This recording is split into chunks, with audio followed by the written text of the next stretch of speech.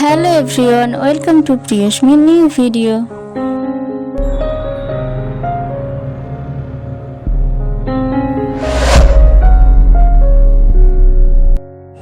আমার মেয়ের বয়স এখন 16 মাস আর আমার 16 মাসের মেয়েকে আমি কিভাবে ওটস খাওয়াই। ওটস কিন্তু আমি প্রতিদিন দিই না, একদিন পরে বা 2 দিন পরেও আমি ইচ্ছে হলে দিয়ে থাকি।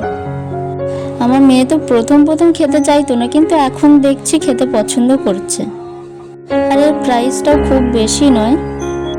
সবজি দিয়ে ওটস খিচুড়ি করে দিলেও খুব ভালো খায় শিশুরা, আবার কলা ওটসের প্যানকেকও করে দেওয়া যায়। কিন্তু আমার মেয়ে দুধ দিয়েই বেশি খেতে পছন্দ করে।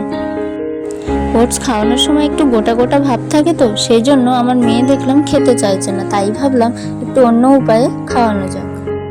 সবটুকু ওটস নিয়ে আমি ভাবলাম যে মিক্সিতে দিয়ে দেখি কেমন হচ্ছে। তো দেখলাম খুব সুন্দর গুঁড়ো হয়ে গিয়েছে। এখন এই ওটসের গুঁড়ো দিয়ে আমি যা খাবারই তাকে বানিয়ে দিই খুব সহজেই খেয়ে নিতে পারবে, আর খুব সুন্দরও হয়েছে। এখন দেখে তো বোঝাই যাচ্ছে না কিসের গুঁড়ো।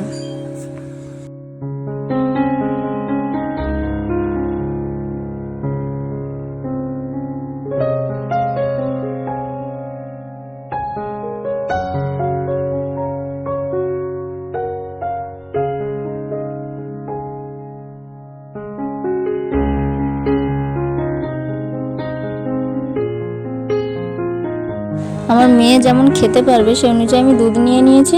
এবার ভালো করে একটু ফুটিয়ে নিচ্ছি।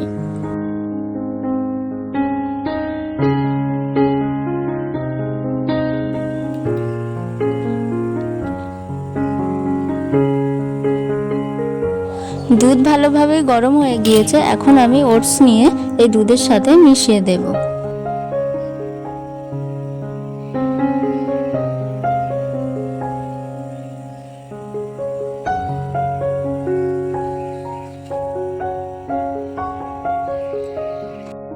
ওটস আমি এভাবেই দুধের মধ্যে দিয়ে মিশিয়ে নিচ্ছি, কিন্তু এছাড়াও অন্য পাত্রে আগে জল দিয়ে গুলে নিয়ে দুধের সাথে মিশিয়ে দিলেও ভালো হয়, কিন্তু এভাবে মেশাতে একটু দেরি হয়, অসুবিধাই হয়।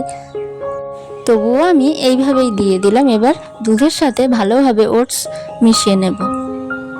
দুধের সাথে ওটস ভালোভাবে মিশিয়ে বেশিক্ষণ রাখা দরকার নেই, একটু ঘনভাব চলে আসলেই আমাদের রেডি হয়ে যাবে দুধ দিয়ে ওটস।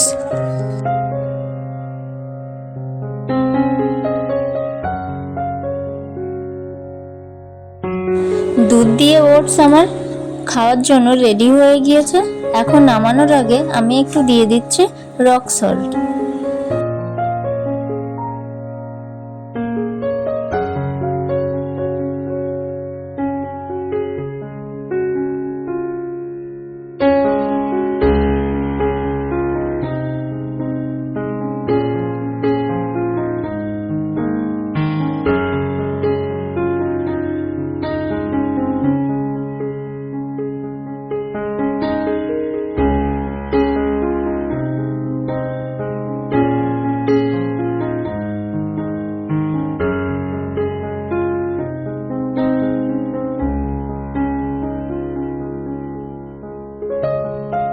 আমার মেয়েকে কিছুটা খাওয়ানো হয়ে গিয়েছে, আর এখন বায়না করছে সে আর খেতে চায় না।